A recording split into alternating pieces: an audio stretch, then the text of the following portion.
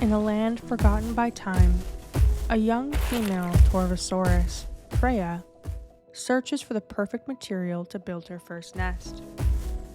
She has recently mated and will be raising her first hatchling.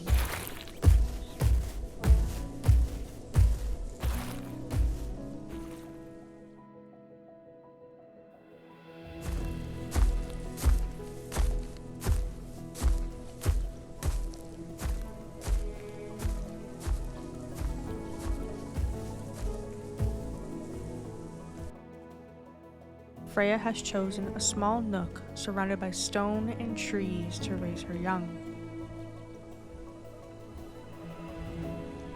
This spot provides ample shelter from the elements and will keep her family safe from prying eyes.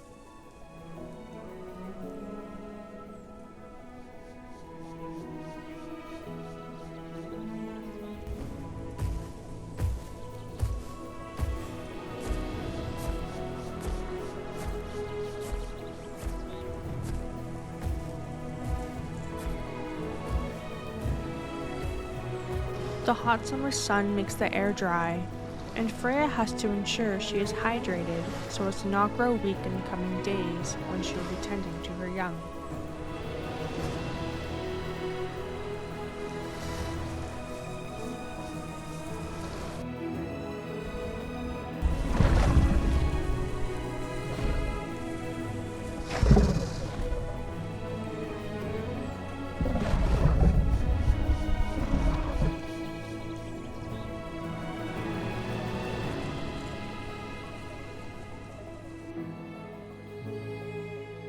Having completed her nest, she eagerly awaits the arrival of her young.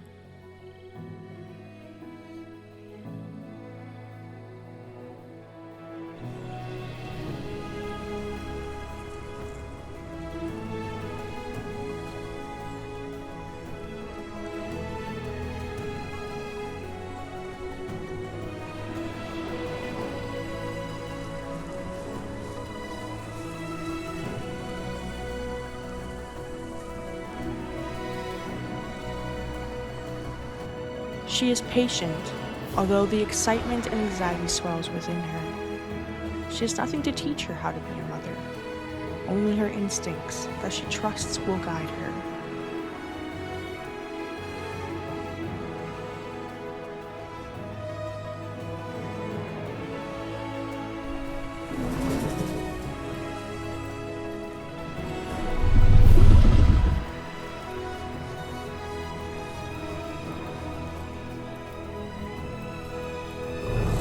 Her wait is not long, and soon her first offspring greets her.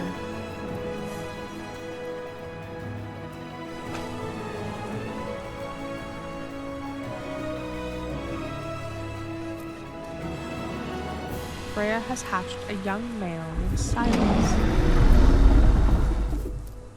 Having been her first clutch, she only produced one egg. And so, all her love is poured into one soul, and Silas loves his mother equally as much.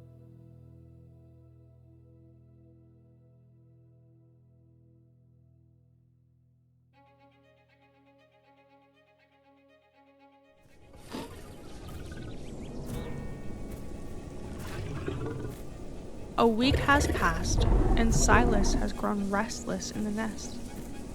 While Freya sleeps, Silas wanders beyond the nook. He picks up a scent of something nearby and follows it, curiosity driving him forward. A small creature lingers close to his home.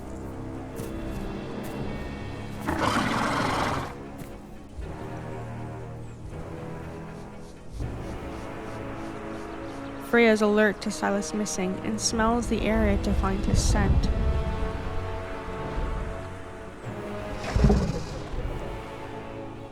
She knows the dangers of the forest and anxiously searches for her young.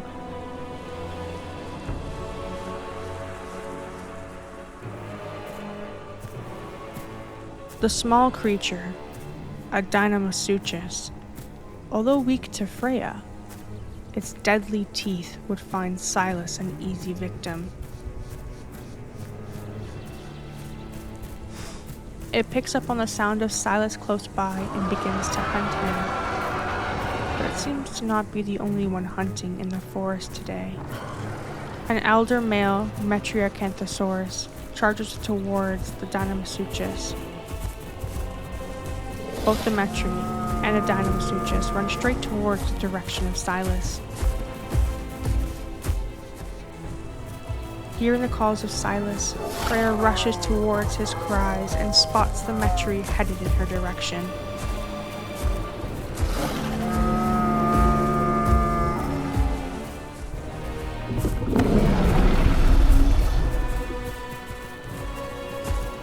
One loud warning from her, and the Metri runs off, scared and not wanting a fight.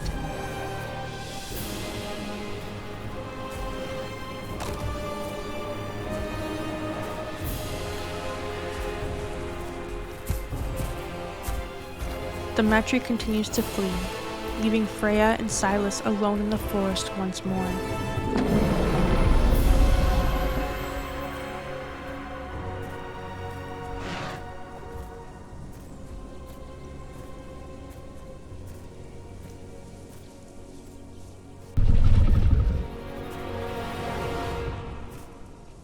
Silas has learned a valuable lesson today, and he will be sure to stay by his mother's side until he is strong enough to defend himself.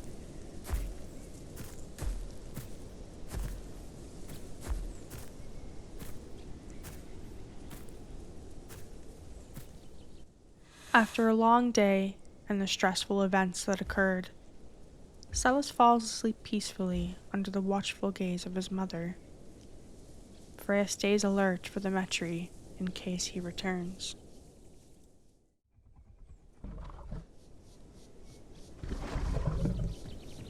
A few weeks have passed, and the dawn of a new day greets Freya and Silas. Today, Freya is taking Silas beyond the nest to explore and potentially find something to hunt.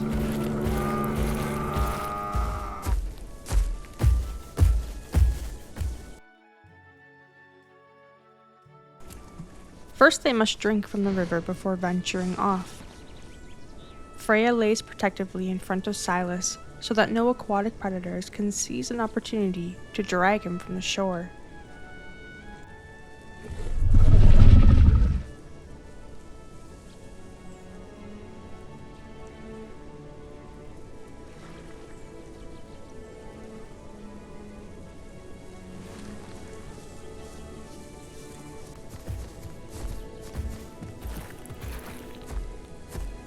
There are so many new sights and smells for Silas to take in. As they explore, Silas is careful to stay close to his mother. Together, they venture further away from their nest.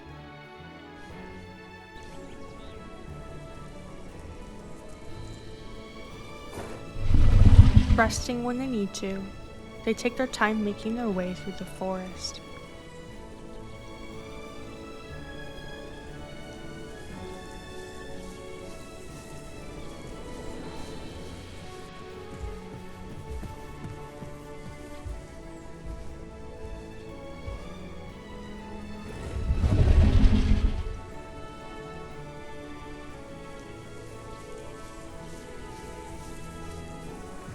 They approach the entrance to a canyon, a rumored shortcut to lands full of bountiful food and resources. Freya takes Silas into the canyon, trusting they will reach the plains in a few days.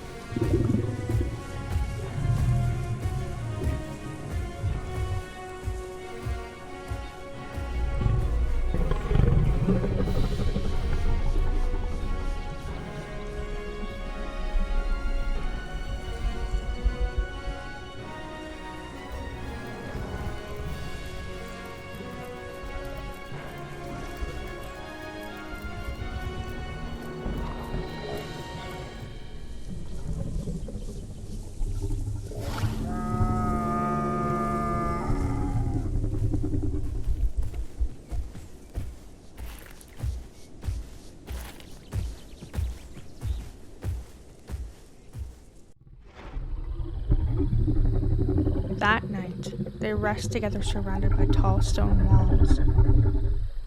The heat in the night unwavering as they are exposed to the elements away from their nook. The dryness of this canyon is making Silas thirsty. They will have to find water in the next day or so. The next morning, Freya continues their journey through the canyon. The summer sun is beating down on them, and the dry air stealing their hydration. The winding tunnels and valleys within the canyon are like a labyrinth. Any wandering soul who ventures in has the potential of getting lost and never finding their way out. The bones spread across the ground of the canyon is a testament to those who never found their way.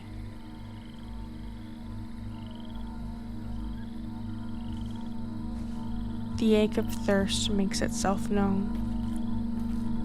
Silas is the first to be greeted by it.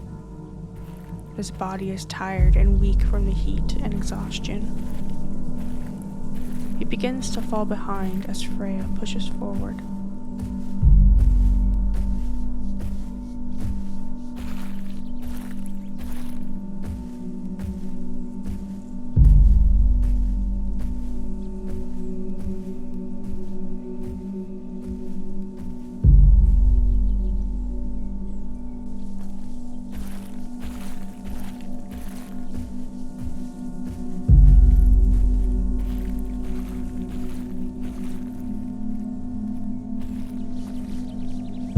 As the sun reaches its peak, the dehydration forces Silas to stop and take frequent rests. Freya waits for him, but the longer they stay lost in the canyon, she knows the less likely they will both make it out.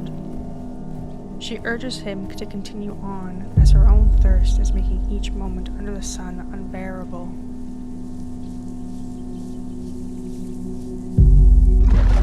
She tries to pick up a scent of water, or anything that might lead them to an exit, but all she can smell is death and dry earth.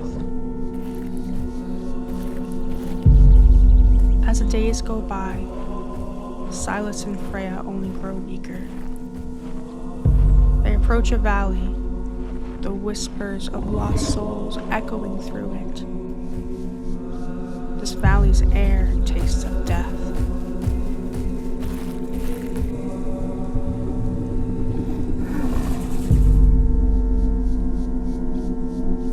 Freya watches as Silas collapses within it. She too feels her blood growing thick and her stomach turning hollow. She realizes she must make a choice.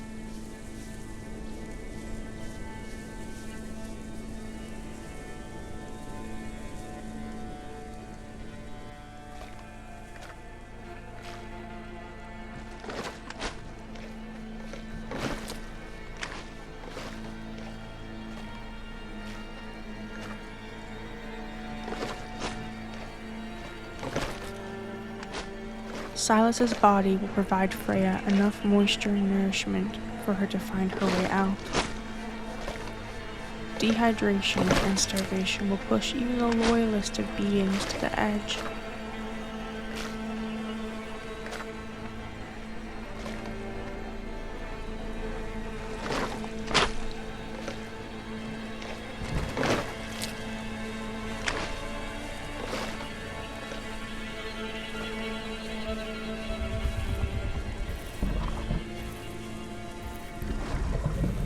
She calls out in agony as she makes her way through the canyon.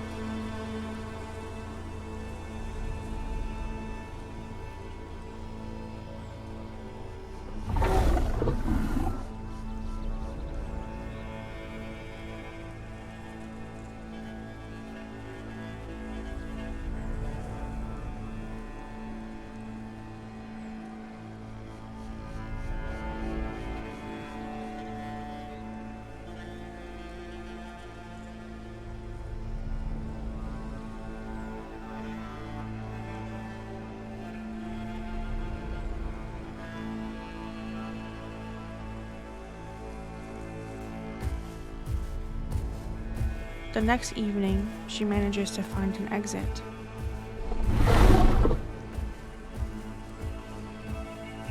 What would normally be a relief has only made her feel empty instead.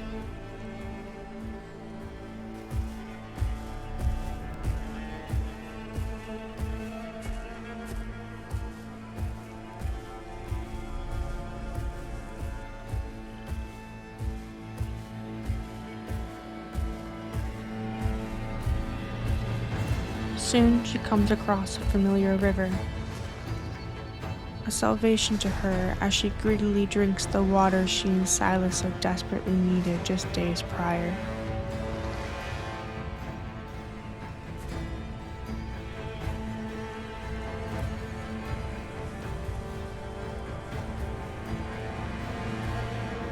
In the following days, emotions flood her as the shock of her actions fade.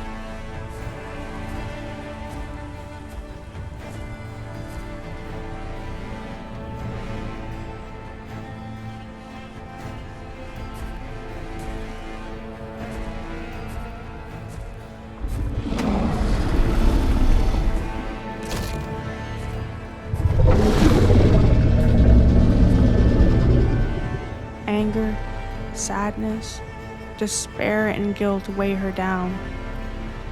She rests at her once love-filled nest and is only met with silence.